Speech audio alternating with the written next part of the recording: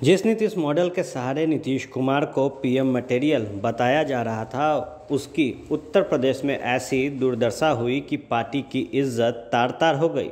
UP विधानसभा चुनाव में JDU BJP से 51 सीट मांग रही थी, लेकिन जब बीजेपी ने नोटिस नहीं लिया तो अकेले चुनाव लड़ने के लिए 51 उम्मीदवार नहीं तलाश पाई। दिलचस्प बात यह है कि पार्टी ने जिन उम्मीदवारों को मैदान में उतारने की घोषणा की थी, उनमें से कई नामांकन से पहले ही भाग खड़े हुए। जो चुनाव मैदान में उतरे उनमें से 80% उम्मीदवारों को 1000 वोट भी नहीं मिला। हम आपको उत्तर प्रदेश चुनाव से पहले जेडीयू के दावों की याद दिला दें। चुनाव के पहले जेडीयू ने बीजेपी से यूपी में सीट छोड़ने की मांग की। जेडीयू के राष्ट्रीय अध्यक्ष ललन सिंह ने कहा कि उनकी पार्टी की दावेदारी उत्तर प्रदेश की 51 सीटों पर है और जेडीयू कोटे से केंद्रीय मंत्री आरसीपी सिंह से पार्टी ने कहा है कि वे बीजेपी तक ये मांग पहुंचा दें।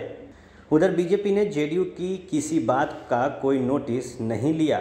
इसके बाद जेडीयू ने ऐलान कर दिया कि वह नीतीश मॉडल का उदाहरण पेश कर उत्तर प्रदेश में अपने दम पर चुनाव लड़ेगी।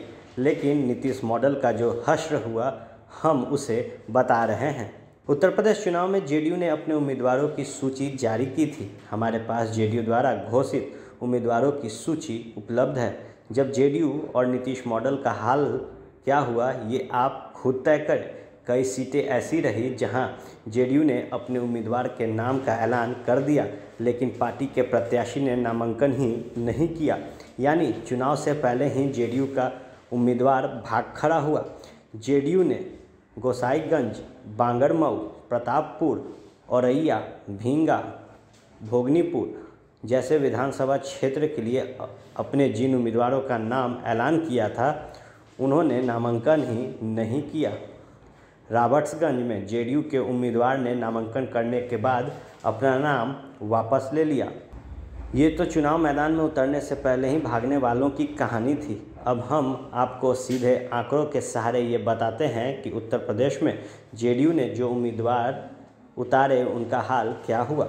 लखनऊ के कैंट विधानसभा क्षेत्र में जो उम्मीदवार चुनावी मैदान में थे, उन्हें 118 वोट मिले।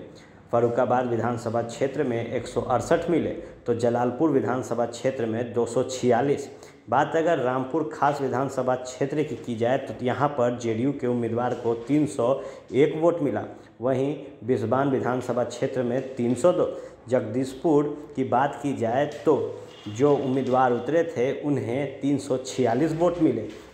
इसके साथ ही कुशीनगर विधानसभा क्षेत्र में 354 जो वोट है वो जेडीयू के प्रत्याशी को मिला।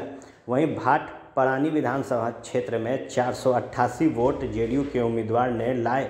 घोरावाल विधानसभा की बात की जाए तो 559 वोट जेडीयू उम्मीदवार को मिले। वहीं मरियाहू विधानसभा क्षेत्र में 780 वोट जेडीयू उम्मीदवार को प्राप्त हुआ। चुनार विधानसभा क्षेत्र में 808 तो महराउनी विधानसभा क्षेत्र में 957। रानीगंज विधानसभा क्षेत्र में 526 वोट मिले तो बिलासपुर विधानसभा क्षेत्र में 522। सलोन विधानसभा क्षेत्र की बात की जाए तो 528 तो वहीं तमकुही राज विधानसभा क्षेत्र में 557। पत्थरदेवा विधानसभा क्षेत्र में 960 तो वहीं डुमरियागंज विधानसभा क्षेत्र में 542। फेफना विधानसभा क्षेत्र में 621 तो बदोही विधानसभा क्षेत्र में 799।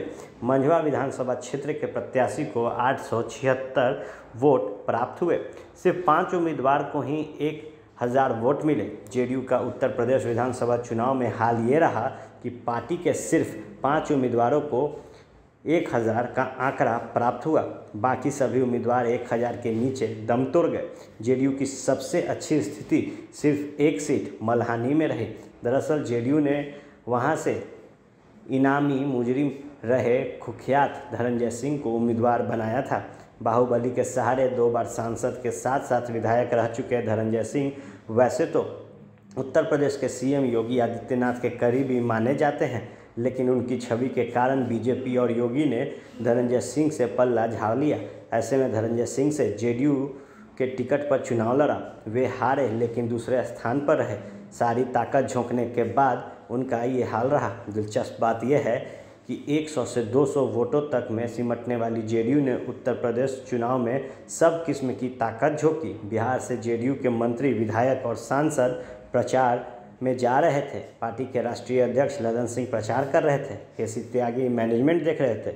मजबूत माने जाने वाले उम्मीदवारों को सारी मदद दी जा रही थी। उत्तर प्रदेश जाने वाले जेडीयू का हर नेता ये दावा कर रहा था कि यूपी में नीतीश मॉडल ही काम कर सकता है।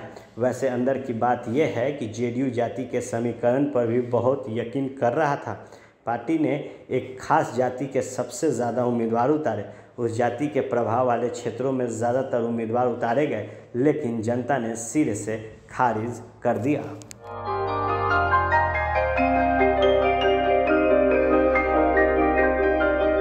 इस कोविड पैंडेमिक में सब ये शहर छोड़कर अपने शहर, अपने घर चले गए। हम लोगों का अपना शहर तो है, लेकिन वहाँ अपना घर नहीं। अगर सिचुएशन और ख़राब होता चला गया तो हम जाएंगे कहाँ? अरे ये प्रॉब्लम तो हर शहर में है, लेकिन हाँ, अपने शहर में भी अपना घर तो होना ही चाहिए। होना चाहिए तो कहाँ है अपना घर? ये है ना, ई होम्स पैनोरमा, पूर्णिया में, अपने शहर में अपना घर। पूर्णिया में पैनोरमा ग्रुप लेकर आए हैं ई होम्स पैनोरमा। बड़ा घर, आलीशान जिंदगी और अत्याधुनिक सुविधाओं के संग। E Homes Panorama, luxurious lifestyle redefined.